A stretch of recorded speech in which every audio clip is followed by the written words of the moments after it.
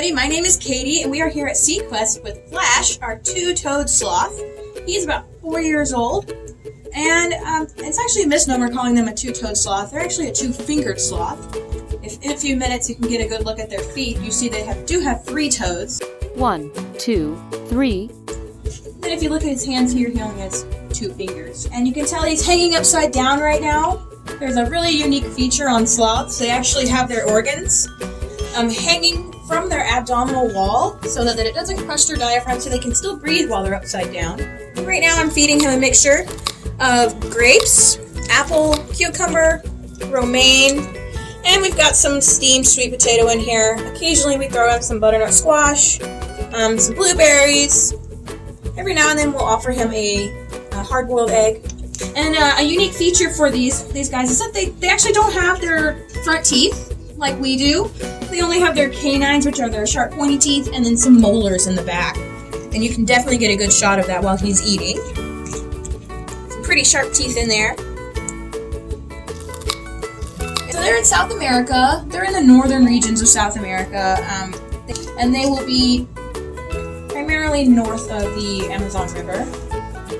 And they do like to live in the trees, and they are surprisingly good swimmers. Sometimes it's easier for them to just get in the water and swim around than it would be to climb around in the trees. And how much do they weigh? This is a pretty decent individual right here. He's about 13 pounds. We weigh him once a week to make sure that he's not dropping or gaining any weight unexpectedly.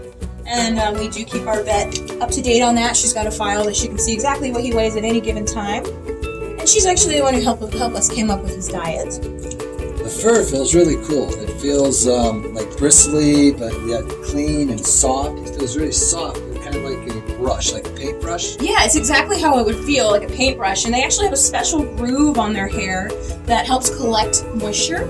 And in the wild, that moisture they collect would help to grow basically a coat of algae onto their body, and it's a symbiotic relationship. It feeds the algae, the moisture on their fur, but then it also helps camouflage them. And they've been known to they host beetles in their fur as well, and the beetles will actually lay eggs on these guys' feces. But they live in their fur, and then they'll lay their eggs once a week or so whenever they go down to the forest floor to use the restroom. And he can lose about 1/3 of his body weight every time he uses the restroom, so they go to the restroom very infrequently.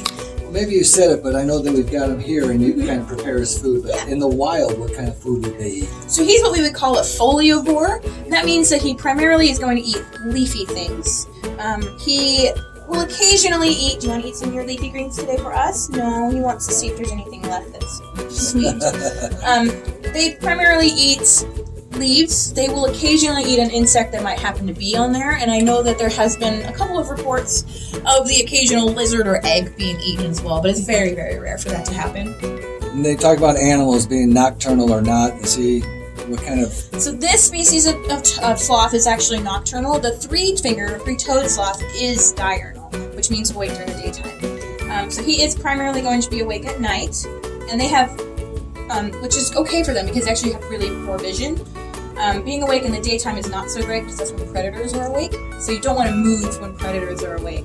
And so it's actually beneficial for them to be awake at nighttime. And you were talking about the eyesight, because I look like their eyesight, and you look at his eyes, and they look like they might be a little foggy, kind of. Yeah, so his pupils are very tiny right now. You can see that because it is pretty bright out here, and he actually doesn't see in color. They see in black and white. Their depth perception is pretty bad.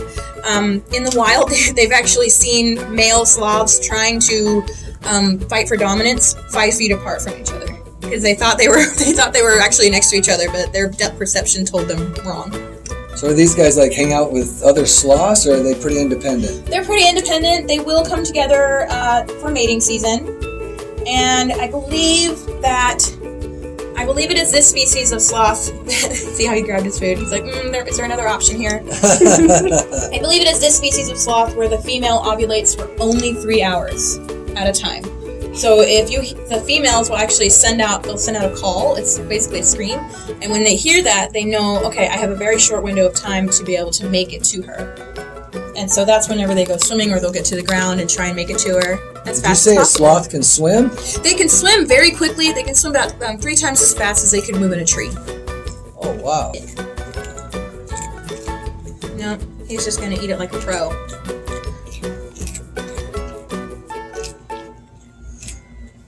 And he does have a fluctuating body temperature. Our body temperature, unless we are sick or in a very cold environment or very hot environment, tends to stick right around 98.6 degrees, maybe a little lower. Their body temperature can fluctuate by 12 degrees Fahrenheit.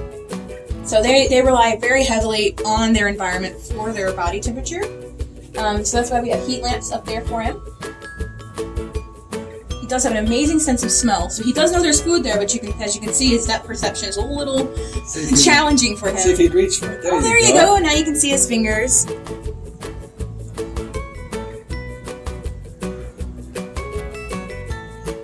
And that's where he gets the two-toed sloth. Mm-hmm.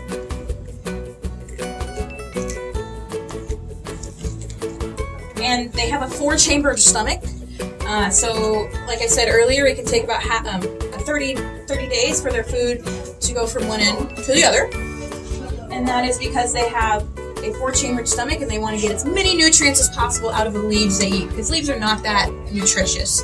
So it takes a long time to get the proper nutrition from it. And they try not to move if they don't need to. If they move, it expends energy, and they try and make sure that they have that energy for them whenever they do need to escape a predator or go find a mate. He sees the nails going down. Yeah. And is this a boy or a girl? This is a male.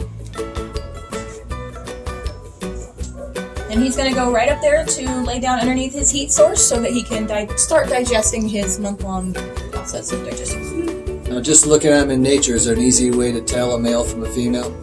Not unless you can get pretty close.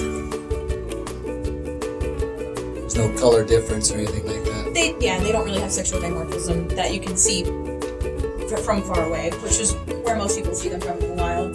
There is an amazing video right now that you can see on YouTube. Somebody actually got footage of a sloth giving birth in the wild. It was amazing to see. Wow. There he goes. There goes Flash. Thank you, Flash.